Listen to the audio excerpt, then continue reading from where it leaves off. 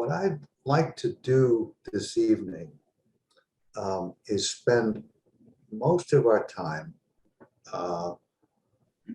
thinking about, talking about, contemplating Homo erectus, our immediate predecessor on Earth, the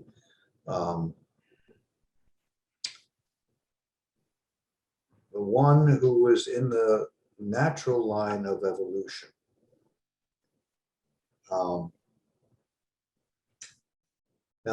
when we've kind of developed, you might say, a spectrum of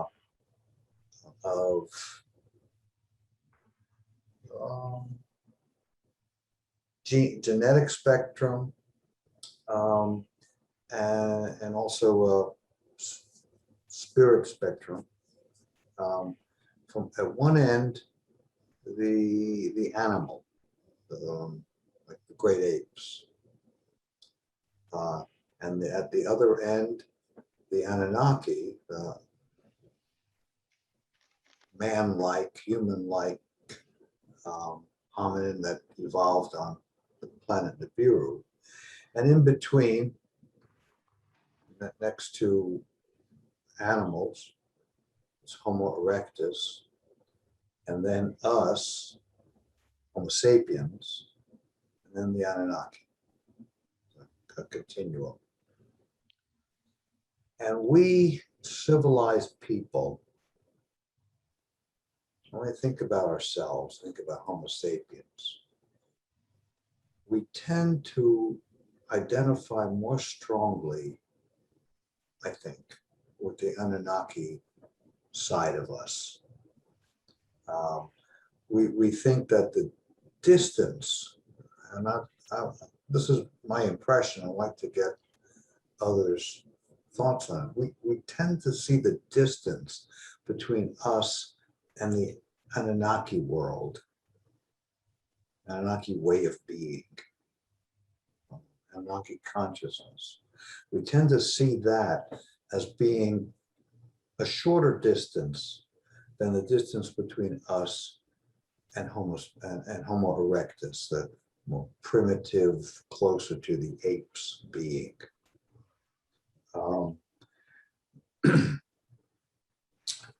And I think we also think of Homo erectus as being not all that far from the animal end of the spectrum. But I don't know that and I said that that's us civilized folks who have grown up in either Eastern or Western so-called advanced cultures. But I don't know that the indigenous people, whether or not they have the concept of, of a genetic spectrum, but in terms of how they see themselves and see humankind,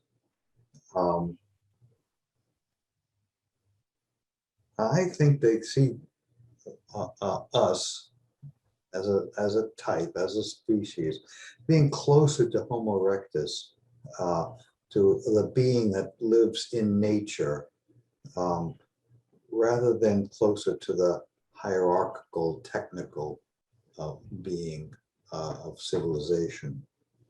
I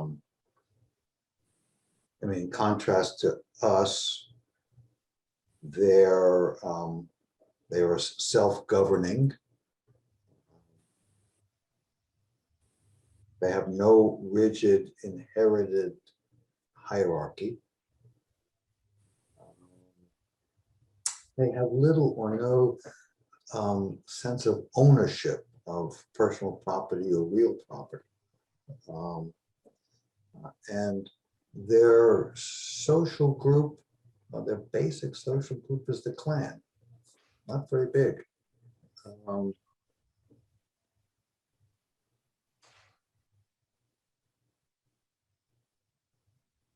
There is a question about that, just as a side note, about the size of the the social group in the indigenous world, there is, of course, the tribe, which can be, considerably bigger than the clan. And oh, hello, Elaine and Bruce. Yes, And hi. hi. How are you?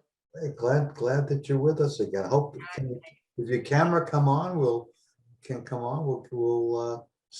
actually see you, but it's great to be hearing you. I don't know why that doesn't come through up there.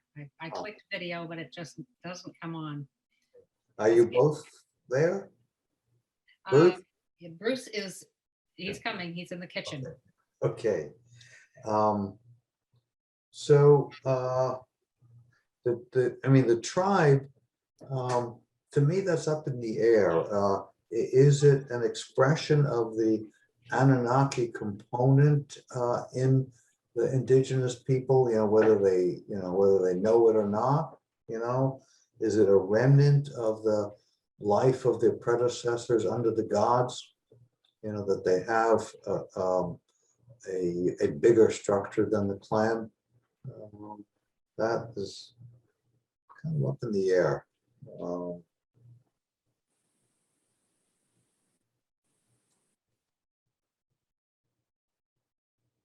So I'll pause there for a minute if anybody wants to jump in with anything about where we really are, where we see ourselves on this spectrum, because if we see ourselves in a position that is really different than who we really are, that's one source of trouble. I mean, the native peoples would say that it is a source of trouble, and that we are not behaving or organizing our lives in the way that we're really meant to.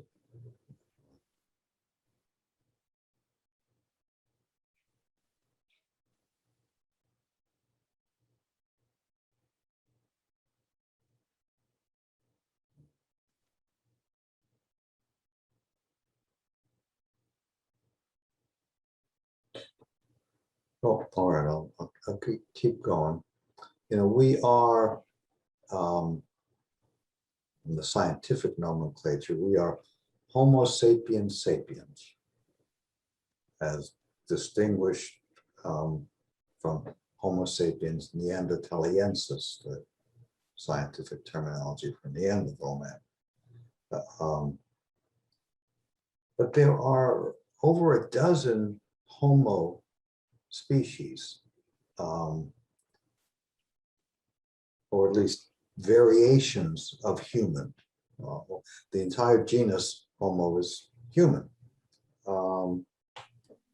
And many of them, earlier ones looking very much different than us. Many looking closer to the great apes than to Homo sapiens sapiens.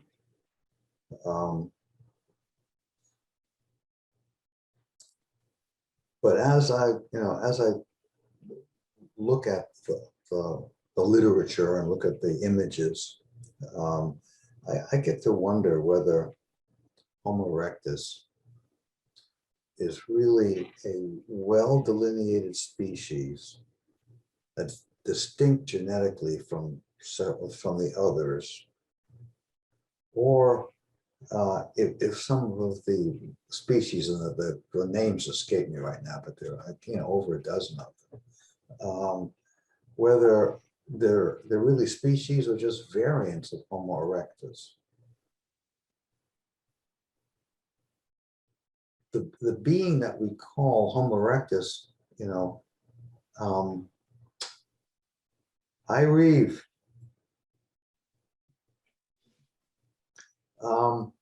The being that we call Homo erectus survived for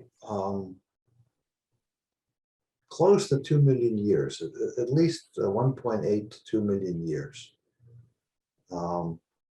And in that time, surely the creature evolved. It was not at the, at the very beginning of its appearance and towards the end, could not have been quite the same being, and yet it's considered one species. And by the way, we speculate that if Homo erectus had been left alone and the rate of evolution had remained constant as it, as it had been up to that point, and which we can kind of measure by the transformation of the skeleton. Had that gone on for another 1 or 1.5 million years from when the species disappeared, would arrive at something resembling us now. That we're not that far off to what appears to have been the trajectory. And that what happened with the Anunnaki intervention was to an extent was a leapfrogging over time. Obviously, we're not exactly the same as we would have been if left alone. That's pretty clear.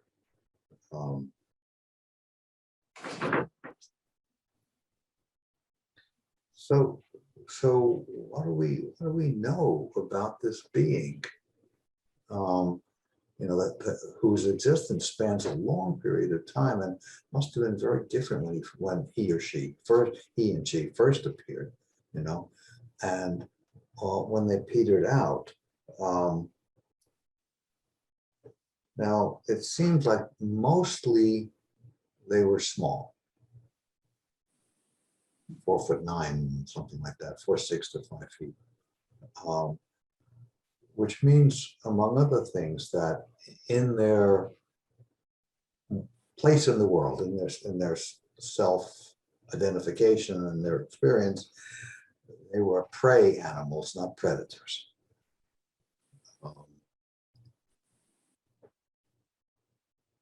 Later on, and again, this is really fuzzy because the fossils are not all that clear. Later on, they were hunters because along with their remains, there are the remains of large animals that they apparently fed on. So that this predecessor of ours went from a small prey animal that apparently did not have fire, which meant that this earliest awareness would have been as a gatherer, not a hunter-gatherer. And the diet would have been vegan. Then, in the 2 million years or so, of the species development, would have added cooking and added, animal protein and fat, but that would have been the paleo diet. So this says, something about what is most native to our digestive system, and there's lots of thought and evidence, that the grain-free and gluten-free diets are much easier on our constitutions. And so there's a question about when the Anunnaki introduced grain to Earth, or either they brought seeds or they advanced the development of the natural grasses into grains. They accelerated that. Whether they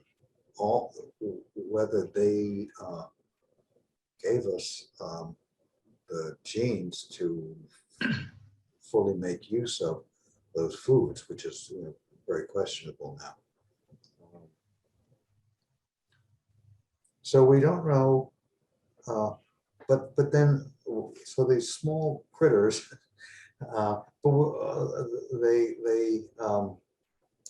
They defined how they saw themselves in the world, but their size did. But they're also larger specimens. It's a confusing picture. There's some specimens that seem to be the same species, but they're like 6 feet tall, which throws a lot into uncertainty. And then we can kind of figure how they moved from Africa to the Middle East. And there are substantial findings, in the Middle East and Palestine, for example. How did they get to Europe and to East Asia? I mean, this is a species which is very, very widespread. So if the Anunnaki were intervening with the African Homo erectus at that time, they would have been unmodified representatives from many other places on Earth.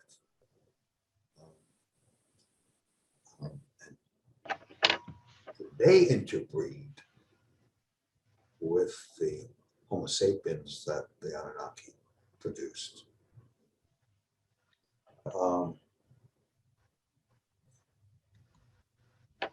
As I said, it seems that the Homo erectus began without fire. There's actually no findings of anything resembling a hearth or cooking ashes or earlier than 700,000 years ago. So they apparently lived for quite a while without fire, which also would have meant that they had no nightlife because they had no illumination, other than maybe some means of saving natural fire, from lightning strikes, which would be pretty limited. If you can't make fire anew, it isn't all that easy to keep it going with smoldering materials. So that's another aspect of of who our ancestor was. Had a didn't do anything at night other than sleep.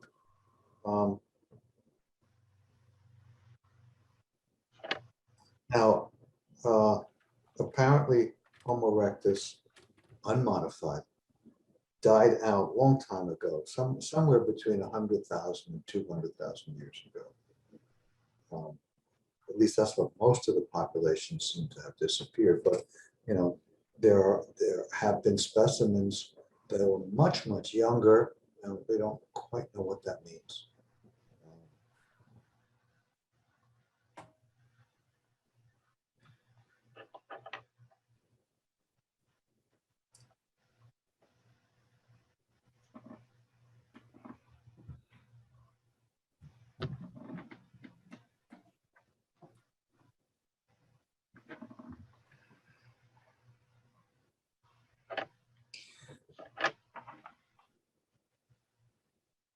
Now, in the plethora of Homo species, as I said, I don't know what the count is now, but it's over a dozen, maybe not quite 2 dozen.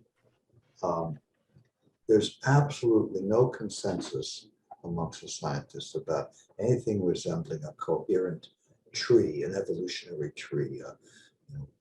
This species leading to that species, to that one, and that branches off here, and here's the common ancestor. It is there's a lot of disagreement, a lot of argument, a lot of acknowledgement of ignorance.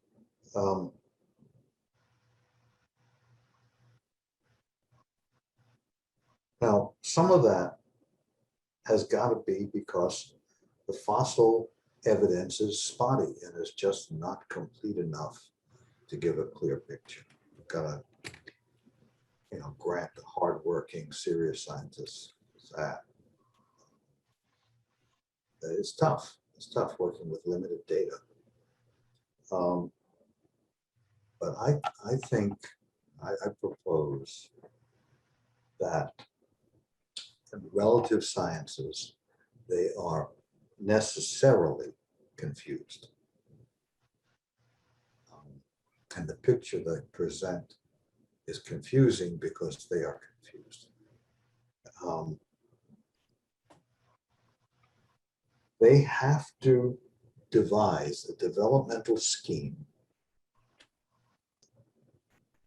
that leads to a result that's false. You know, the result being Homo sapiens, a species that's evolved naturally from an earlier species, who in turn evolved from earlier species. There's got to be a chain of development that leads to us. You know, that's what they are obligated to see and to think. And by the way, but that's true of all the other Homo species.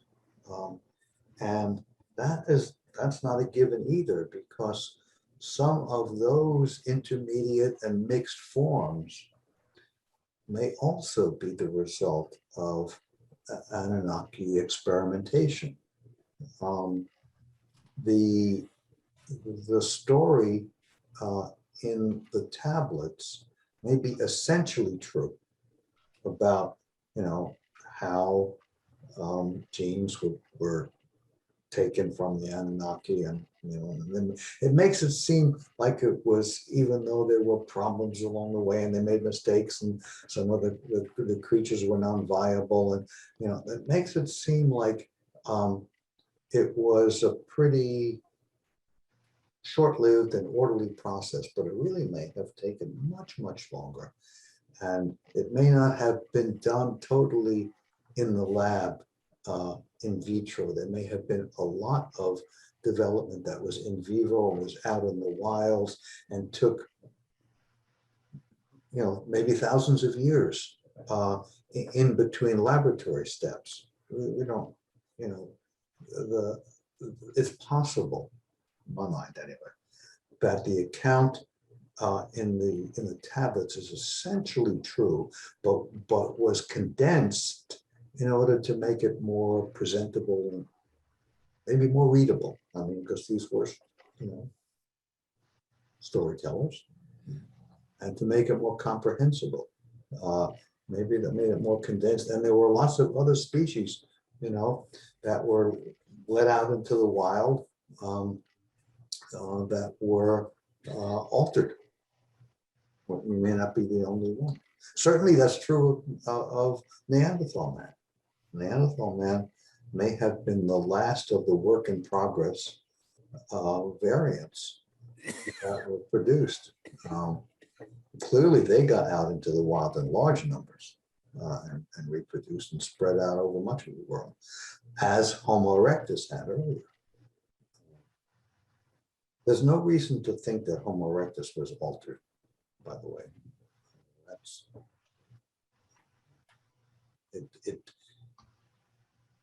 That seems to be pretty much in the line of, in the complex line and unclear line of development.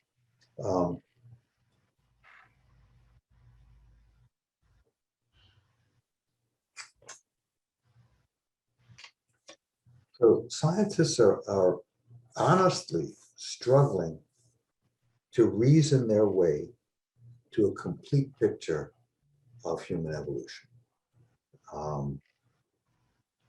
But if we're right, you know, that you know, that in claiming that there's a critical piece of the story that they're completely blind to, and that they are following a path of reasoning to get to that point, well, then it's really, a lot of it is pseudo reasoning. It's more like cult belief than logical,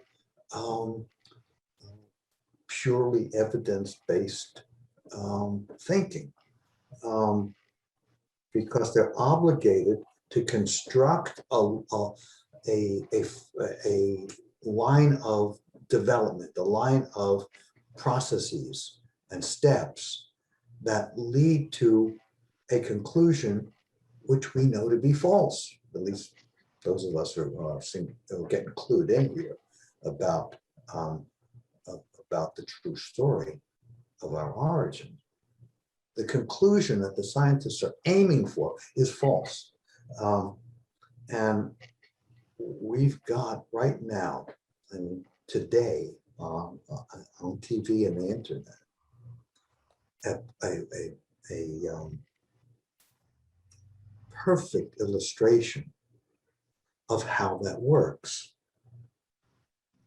You know, I don't mean to, to dump on any on scientists, but think about this. We got the Republican representatives in Congress who are all up for election in 2022. They understand that they must have the support or endorsement of Donald J. Trump. In order to have that, they have got to endorse the big lie. The election was corrupt and fraudulent. Therefore, their account of all events before and after the election have got to be consistent with that false conclusion.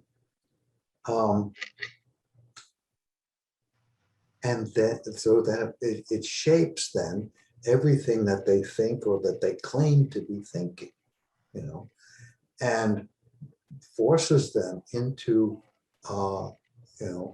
positions that to the objective observer, the one who's not caught up in the cult thinking, are absolutely insane. I mean, a few days ago, they, began making the case that the insurrection of January 6th was really caused by machinations of Nancy Pelosi. And they are, they seem to be acting as if they truly believe that, and that's because they have got to make a story, a schema, a history that is consistent with with a false ending.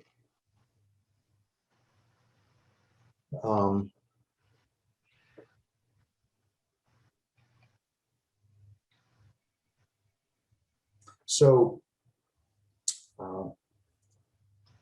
that's how come last night when I was reading Wikipedia's extensive article on or set of articles on Homo erectus, it left me with my head spinning because it was a process being laid out there, touching on many different species and all kinds of contradictory facts about what seems to be known about Homo erectus, because it's all aiming to align with a false conclusion. So the process is very much like that of the willfully delusional Republicans. And that's in that very, very important piece of science. And it's got implications, it's got implications for how we direct ourselves from here on out.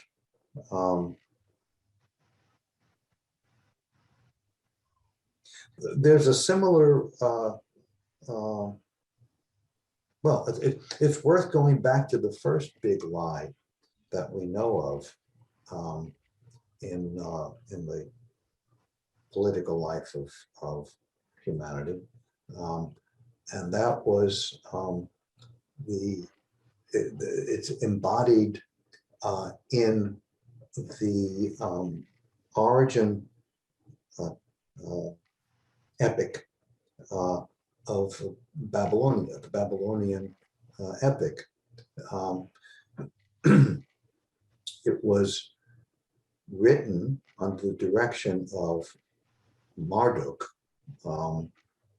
the how should I describe him?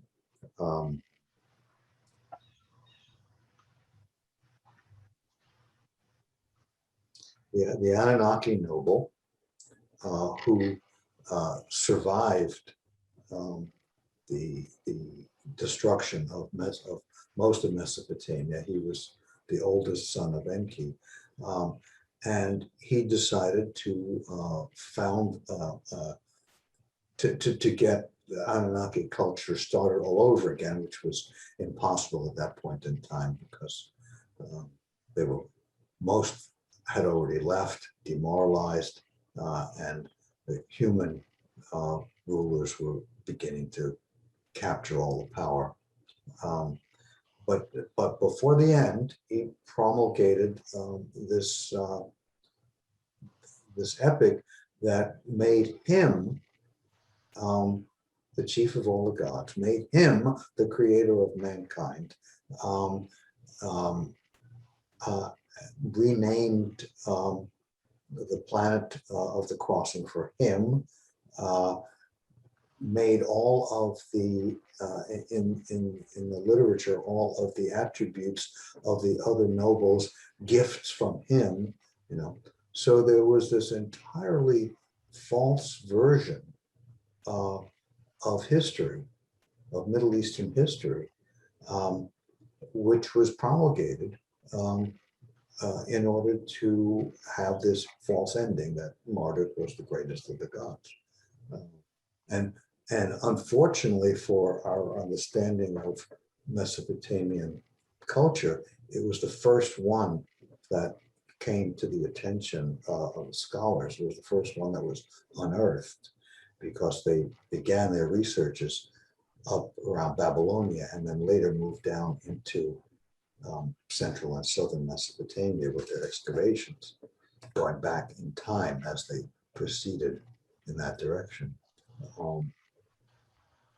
And so it gave us a very, very skewed version and made it seem like it couldn't possibly be, that it had to be all myth, that it had to be all theological propaganda, which to a great extent it was in that version. The earlier epics were a lot closer to the truth. Anyway, so where are we with understanding this component of our makeup?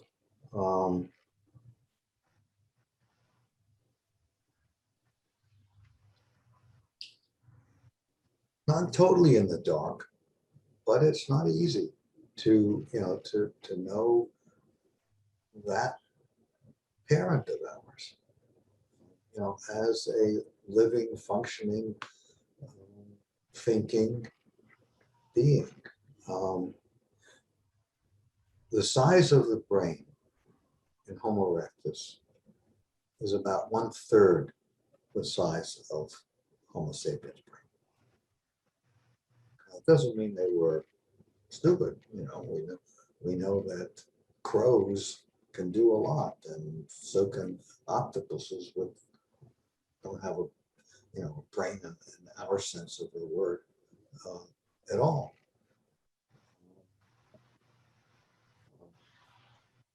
And certainly great apes, pretty smart beings.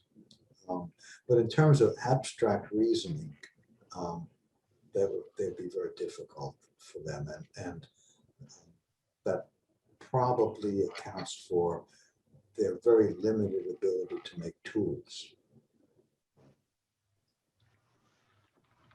Interestingly, the size of the young child's brain in Homo erectus does not increase dramatically as they grow up.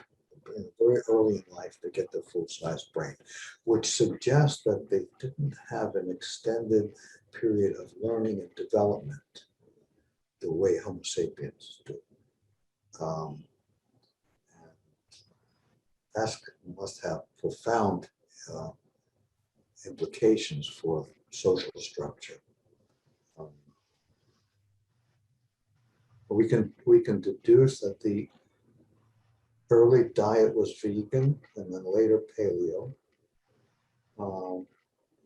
That they lived in small groups, the extended family and clan, which, points to how difficult it's been for us to manage our lives with groups of any size. Beyond that,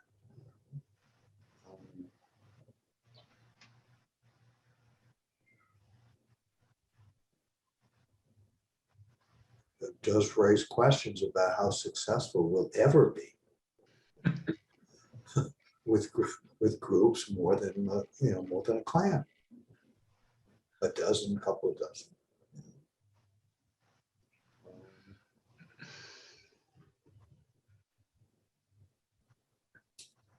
How much of an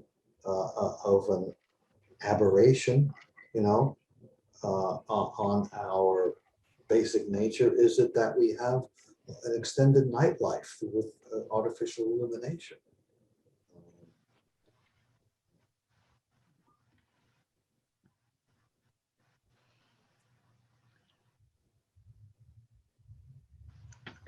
And it seems that one of the sources of understanding of where we came from is just introspection, and kind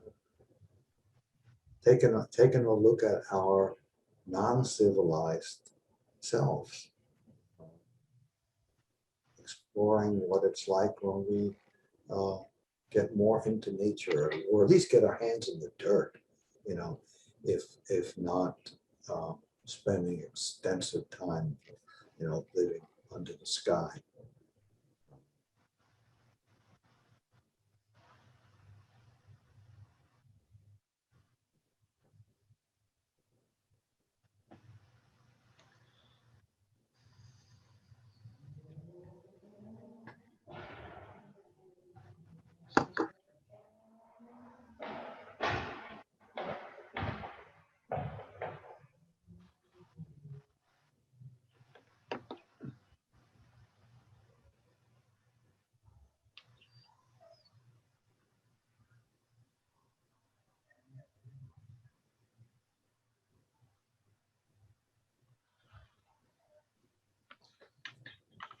We probably find out more about that side of ourselves with through the arts than through more intellectual processes.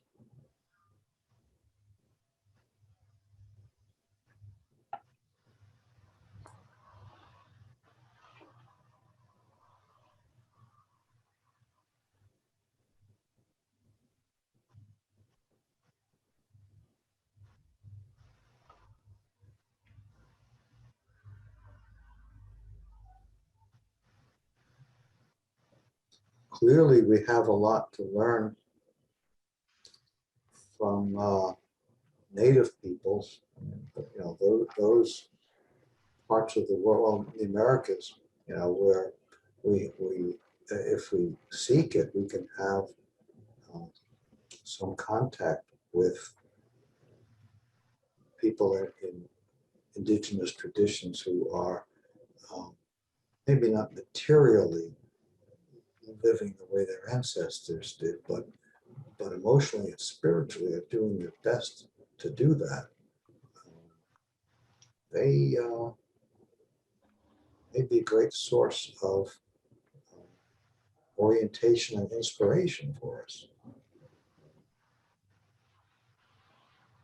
I know, from more from reading than from personal contact, that, you know, there are native peoples in the United States and Canada, you know, that really are intending to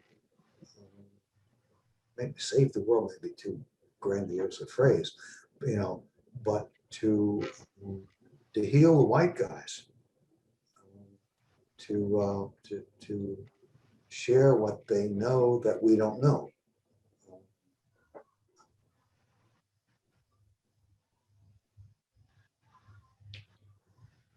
Maybe we'll do a better job of listening to them than we have so far.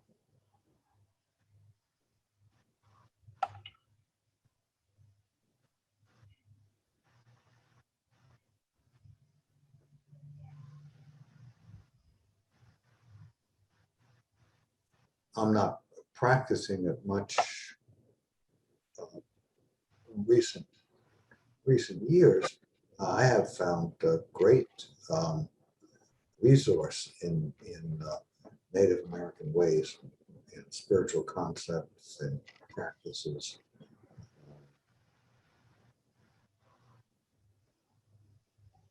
In Native modalities of prayer.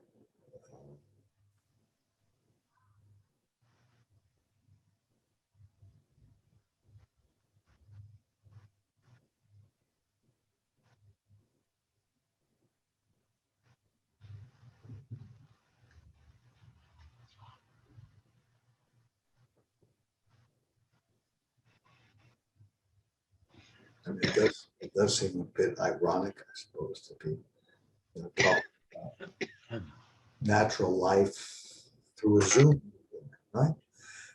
But you know, what else are we going to do? Here we are.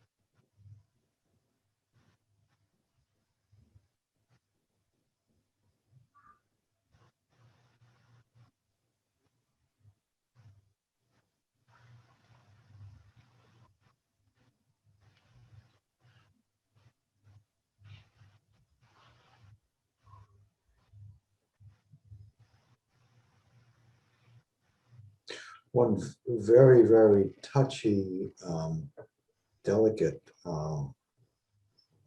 aspect of learning about Homo erectus is this. We can be pretty sure. Well, we don't know how hairy they were, how furry. We don't get that kind of remnant. What we get is bones. But there's good reason to think that the skin was dark, was pigmented, because we know that the first humans in Africa and those who got to Europe, in addition to being short, were dark-skinned. And in the Mesopotamian text, they always refer to the humans, Homo sapiens, as the black-headed ones.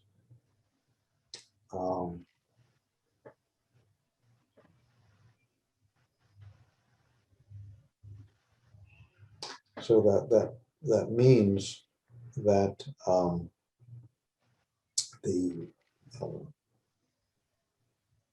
the original enslaved servant race was dark-skinned. And if the Anunnaki were fair, as the literature, the tablets and the carvings suggest, then the elite who interbred, and the result of the interbreeding of Anunnaki with the original Homo sapiens, the first small dark humans, that this privileged, more empowered elite were lighter skinned. So that's where racism and the linkage begins, where the linkage between exploitation and skin color has its origin. And that embeds itself in people who are lighter colored as well as people who are darker.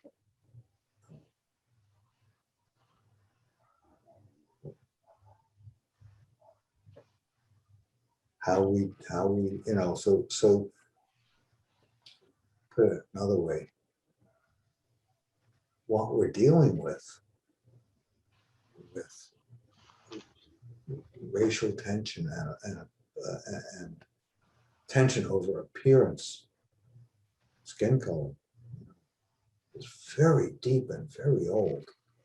Like, okay, no wonder we're having so much trouble.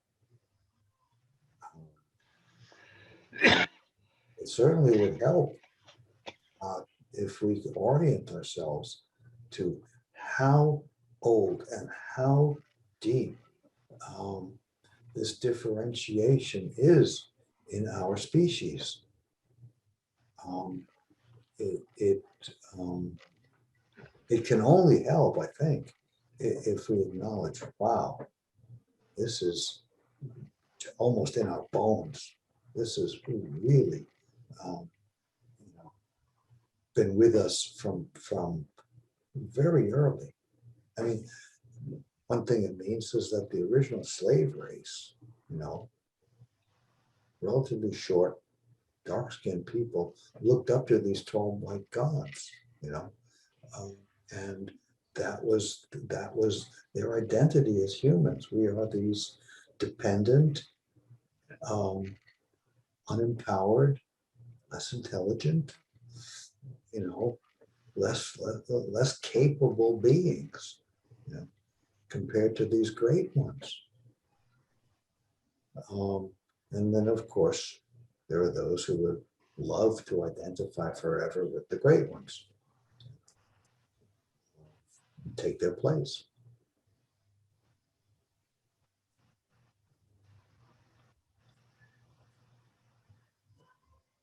So this is, one of the burdens that was imposed on our entire species from the start. Really not fair at all. It would never have had anything like this if it evolved naturally. So it's a bit much to say racism is a built-in, but it's a very, very early component, as well as the entire tradition of exploitation.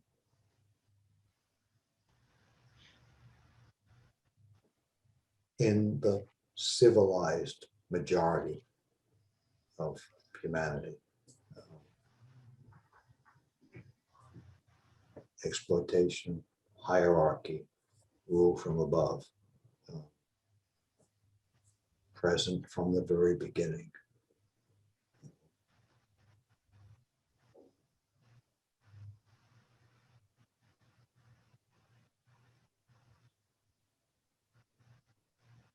We have no way of knowing how much of that is inevitable as the Homo line evolves. My personal belief is none of it was inevitable, that it characterized the Anunnaki society because they were a severely traumatized race, and that they were carrying trauma in their beings, in their bodies, in their culture, because of the planetary catastrophes that they had endured, the precarious state that they were in after their planet practically left the solar system. They were repeatedly traumatized as the planet crossed the asteroid belt over and over again. So that's an aspect of chaos that intersects with natural order, natural development. I mean, we could say chaos is part of the natural order, but you know, it's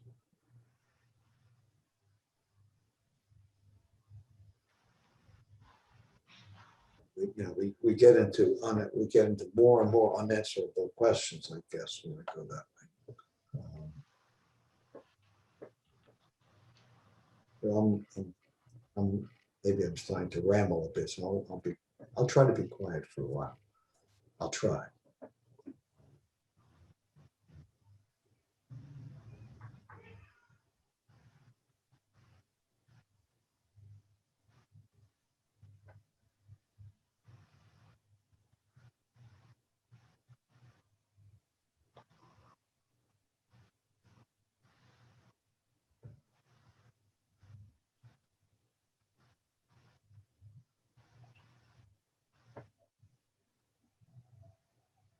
I certainly didn't mean to. My silence didn't last for long, but I certainly didn't mean to be putting down, hardworking, industrious, and as scientists who are being as honest as they can be. I mean, this is a time when we need to trust the science, right? But the parallel between lying Marduk, and the highly contorted, distorted history of humankind that he presented in the Babylonian epic, the creation epic. Because it really is, it's a creation epic that has to do with, it goes to the planets, and it's the whole deal, but highly torqued in order to come to an endpoint of Marduk the Great.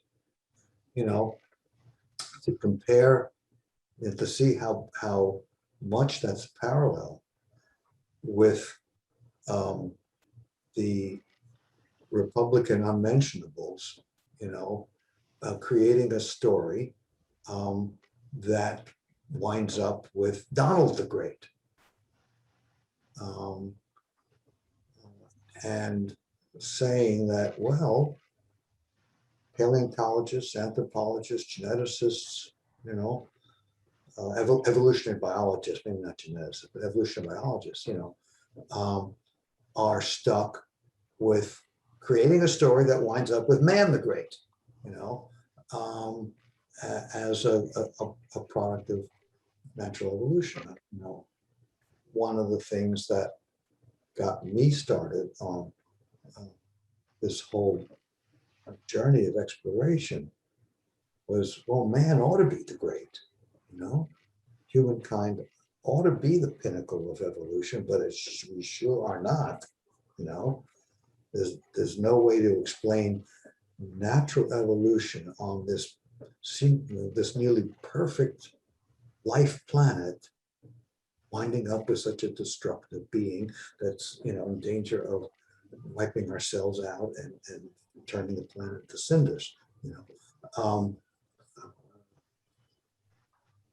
There's no way that could be. That's a false ending. you know, that natural evolution, winds up with man the great. Well, look, we're not. So back up the story and say, well, all right, what does explain it? Okay. And that's fortunately, when I was absorbing how bound in trauma and defenses against shame we are as a species. I happen to be, uh, I stumbled upon, and actually was directed by a friend to Sitchin's writings and realized, my God, this story, as outlandish as it seems to most people, explains it. It tells how we got to be who we are. And that's where, because it started with the question, how can this be? How is it possible that we are the way we are? Anyway,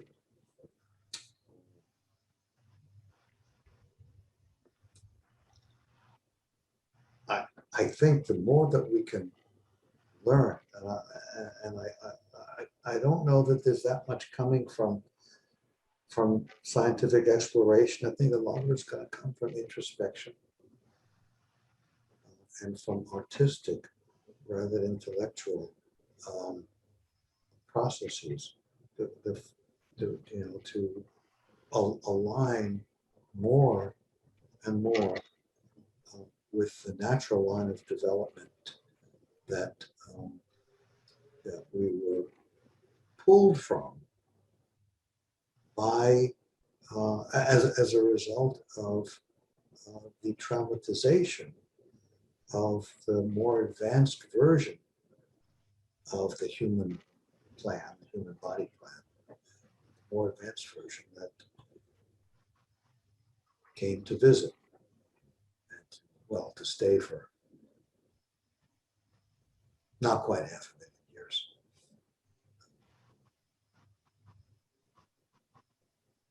About 450,000 years.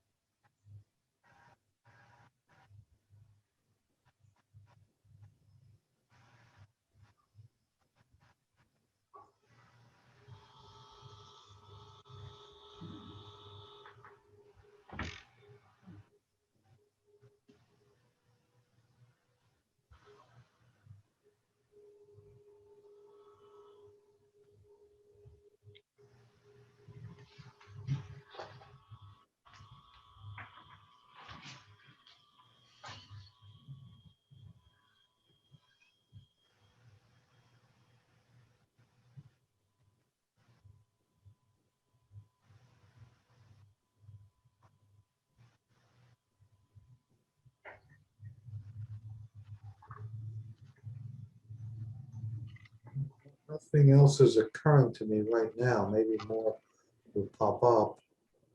Um,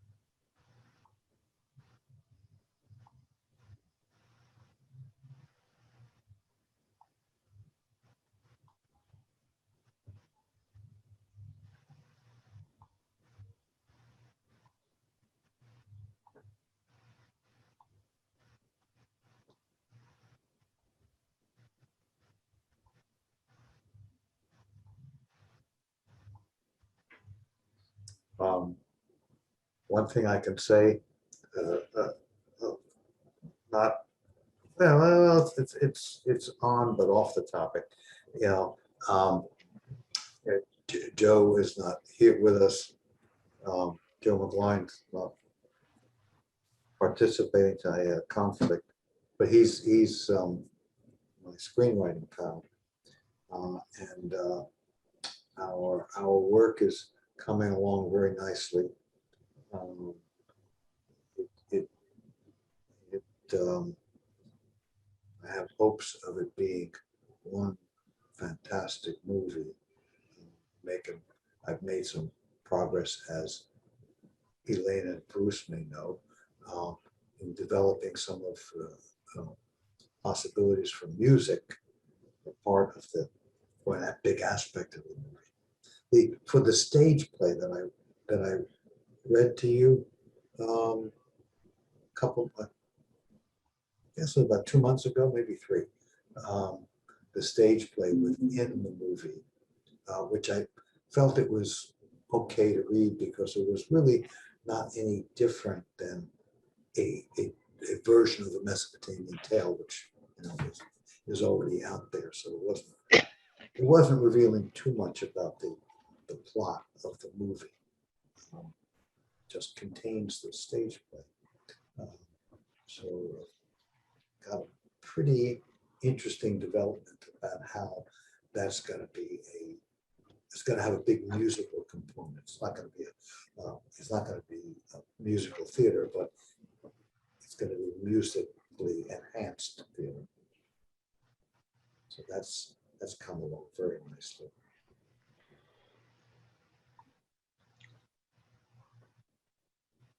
Bruce and Elaine, are you still there? Yes, I am. Okay. Thanks to their fantastically gifted daughter. Met with recently. She had a wonderful meeting with you. I know that. Yeah, it was it was inspiring. That's what she said. Yeah. Good to see and hear you, Mike.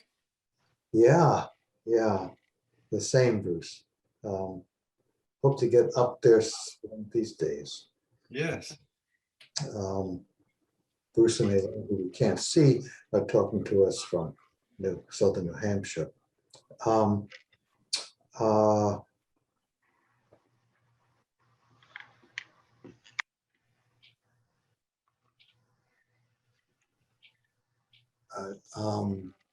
wondering if I can. There are some things that happen with naming, but it's too magical and implausible and impossible, and a little bit hard to get across. But some things came out of that meeting having to do with the name of the protagonist in the movie and the name of one of the names of the sister of Enlil and Enki, one of the later names, epithets that she was awarded, and the name of the highest mountain in the Sinai, which is probably Mount Sinai in the Bible, and how all that ties together, and how Joe was inspired to name the protagonist with a name that echoes that ancient name. It was like he pulled it out of the air, So when things like that happen, I get convinced that this is really in the groove, in the cosmic groove, and it's going to happen. So we're a few years away and several $1 million away from that happening, but stay tuned, fans.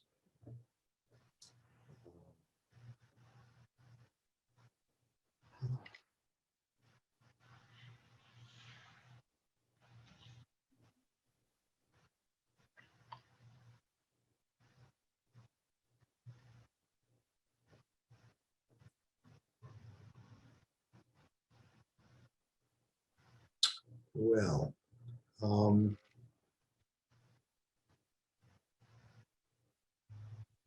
hard to realize that we've been going for over an hour.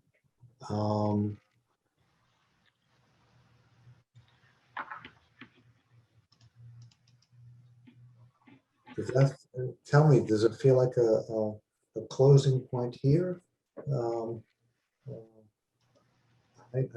myself, I don't know what I can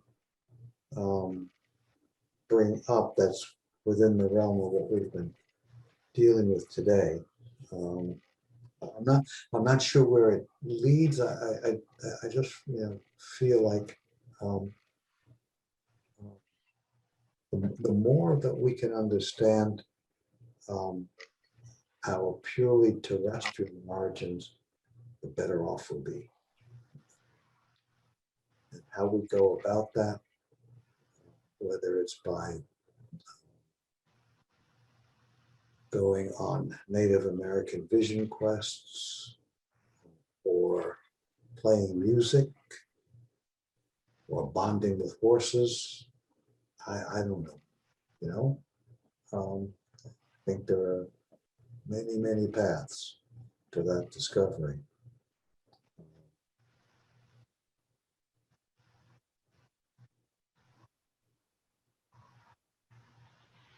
Gardening.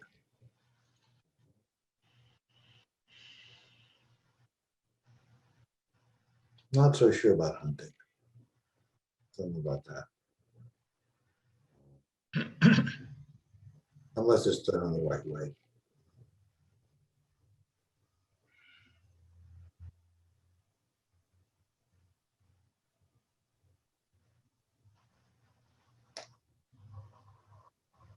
The architectural and art historian Mumford was very proud of his son, who was tragically killed in World War II. But he was a hunter. But his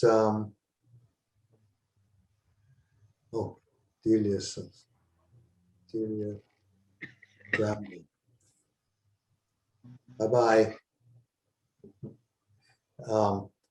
He was very proud of his son because he would, to make it fair, he would only hunt with bows and arrows that he built himself. If he figured if he made the tool, then he was entitled to take the life of the deer, otherwise not. Which is, without making a thing of it, that's what the natives did, isn't it? They didn't go out and buy a rifle, even if that's what they do now.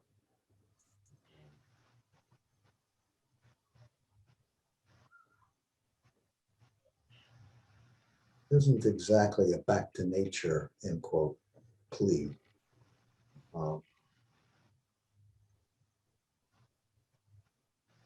It's more about what's our true nature than anything else.